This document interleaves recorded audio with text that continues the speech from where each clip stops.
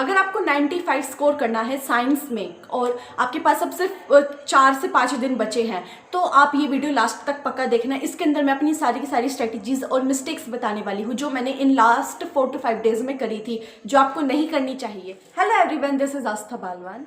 सबसे पहला पॉइंट है एनसीईआरटी। प्लीज़ मैराथन इन सब में टाइम वेस्ट मत करो। मैंने इसका रिजल्ट देख लिया है, मेरा भी और खुद के फ्रेंड्स का भी। मैराथन से इतना फ़ायदा नहीं होता है जितना फ़ायदा आपको एनसीईआरटी पढ़ने से होगा। तो प्लीज़ अपनी एनसीईआरटी अच्छे से पढ़ो। अब मैं आपको इन तीनों सब्जेक्ट्स का बस समझा देती हूँ कि ना फिजिक्स, केमिस्ट्री और बायोलॉजी में एनसीईआरटी के साथ आपको क्या क्या करने की ज़रूरत है। बायोलॉजी में अगर आपने सिर्फ ढंग से पूरी एनसीईआरटी पढ़ ली है वो मोर देन इनफ है। आप इजीली इस क्वेश्चन से सॉल्व कर पाओगे। अब वो आपके ऊपर है, आप उसके बाद क्वेश्चंस थोड़ी सी प्रैक्टिस तो देखो आपको करनी ही पड़ेगी, लेकिन आपको बहुत ज़्यादा कुछ एक्स्ट्रा करने की ज़रूरत नहीं है बायो में, अगर आपने एनसीईआरटी पढ़ ली है। और फिजिक्स में आपको न्यूमेरिकल्स के लिए करनी ही पड़ेगी पीवाईक्यूज़ निकालो अपने एनसीईआरटी पढ़ने के बाद फिजिक्स की, और आपके लिए फिजिक्स पूरी प्रिपेयर हो जाएगी। और केमिस्ट्री में एनसीईआरटी के बाद पीवाईक्यूज़ करो, उसके अलावा भी थोड़े से और क्वेश्चंस की प्रैक्टिस करो, क्योंकि केमिस्ट्री आपने सिर्फ एनसीईआरटी सॉल्व करके कर ही नहीं सकते हो।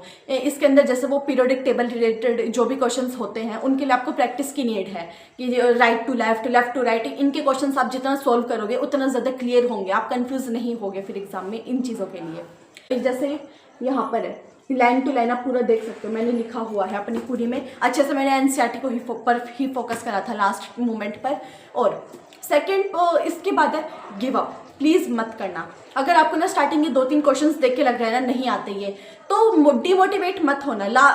अगर आपने सेक्शन ए शुरू करा था तो सेक्शन सी पे आ जाओ, सेक्शन सी देखने लगो। वो नहीं आ रहा है तो सेक्शन बी पे आ जाओ, लेकिन सबसे पहले वो वाला सेक्शन करना जिसमें आपको सबसे ज़्यादा क्वेश्चंस आते हो, ताकि एग्जामिनर को भी लगे ये बच्चा इंटेलिजेंट है, इसको सब आता है, तो वो उस हिसाब से ज़्यादा मार्क्स आपको देंगे। ठीक है, जिस के आंसर्स में सबसे ज़्यादा कॉन्फिडेंट हो उस सेक्शन को सबसे पहले करना। और जो स्टार्टिंग में 15 मिनट की रीडिंग के मिलते हैं उसमें आपको थोड़ा सा तो आइडिया हो गई कि आप लॉन्ग क्वेश्चंस में ज़्यादा अच्छे हो, एमसीक्यूज में ज़्यादा अच्छे हो। सिर्फ उस सेक्शन के क्वेश्चंस पढ़ लेना और समझ जाना कि ये हाँ मैं सेक्शन कंप्लीट कर लूँगी। ठीक है, मैं आपको अपनी स्टोरी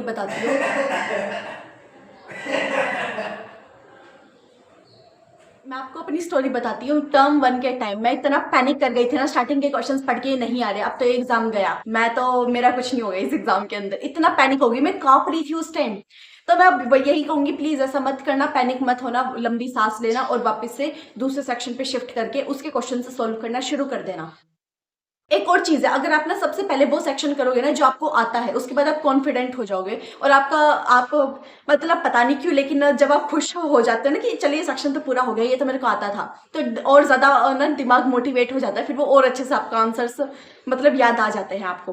ये मत सोचना मैं एग्जाम में बैठ गई, भाई नर्वस हो रहे हो, इधर उधर ध्यान मत देना, इतना आराम से अपना बैठे, जैसे तो घर पे जैसे सैम्पल पेपर सॉल्व करते हैं उसी तरह से यहाँ पर बैठ के आप अपना सॉल्व कर रहे हो, वो वैसे करना अपना सॉल्व अच्छे से। और लास्ट है, अगर कोई क्वेश्चन नहीं आता है तो प्लीज़ उसे छोड़कर मत आना। ठीक है, उससे रिलेटेड कुछ भी है, कोई भी रेलेवेंट इन्फॉर्मेशन है वो लिख आना, नंबर पक्का मिलता है। सीबीएसई में आपको इजीली नंबर हर चीज़ का मिलेगा। अगर आपने ना ये भी लिख दिया ना इस चीज़ में क्या क्या गिवन है, उसका भी मार्क्स मिलेगा। या फिर आपको जो चीज़ पूछी है उसको डिफाइन कर दो, एटलीस्ट कुछ भी करो लेकिन नंबर मिलते हैं। कोई भी क्वेश्चन बिल्कुल खाली छोड़ के मत आ जाना, ये बहुत इंपॉर्टेंट चीज़ है। हमें टीचर ने पूरा साल कहा था बेटा कोई क्वेश्चन ना आए तो भी कोशिश करो, जितना भी आता है उसके रिलेटेड आसपास का कुछ भी आता है वो कर देना। And the last thing is diagram की अच्छे से प्रैक्टिस करना, उसको अच्छे से लेबल करना सीख कर जाना, अच्छे कोई भी चीज़ छोड़ना मत, जो भी चीज़ आपको पास थोड़ा सा भी टाइम है वो करके जाना। और अब मैं जैसे आपको 5 दिन का मैंने किस तरह से क्या क्या किया था वो जल्दी से समझाऊँ तो ये था, जैसे आज का दिन है, जब आप एग्जाम देकर आए हो इंग्लिश का, तो अब जो आपको ना सबसे फेवरेट चैप्टर है ना साइंस का, सिर्फ वो कर लेना, सिर्फ एक चैप्टर आज करके सो जाना, वो बहुत है।